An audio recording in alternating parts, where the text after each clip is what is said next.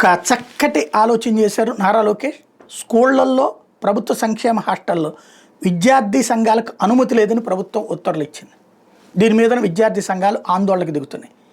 కాకపోతే students unions నిజంగా ప్రజల కోసం పనిచేస్తున్నాయా?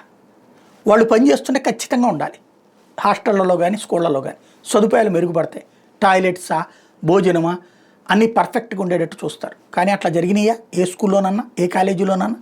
ఎంతకాలం లేదు. అసలు ఈ విద్యార్థి సంఘాలు కార్పొరేట్ విద్యా సంస్థలు ఎలా దోచుకుంటున్నాయి వీళ్ళకి తెలియదా?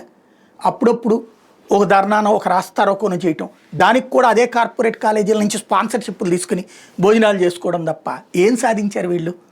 విద్యార్థి సంఘాలు అనేది కేవలం తాబేదారులుగా మారినాయి. కేవలం రాజకీయ పార్టీల కార్యకర్తలుగా మారారు. ఉపన్యాసాలు పోచుకోలు కబుర్లు తప్పించి నిజమైనటువంటి చిత్తశుద్ధి ఎప్పుడో చచ్చిపోయింది. కాబట్టి అట్లాంటి వాళ్ళని ఈ వీటిట్లో పెడితే తప్పు. కానీ ఇక్కడ పరిష్కారం ఏంటి? ఆయా హాస్టళ్లలో కానీ ఆయా స్కూళ్ళల్లో కానీ సదుపాయాలు మెరుగుపడాలి అంటే, తప్పు జరుగుతున్నది ఎత్తి చూపెట్టాలంటే ఖచ్చితంగా విద్యార్థులు సంఘటితంగా ఉండాలి. అది వాళ్ళల్లో వాళ్ళే చేయాలి. ఎందుకంటే యూనియన్ లేవు కాబట్టి.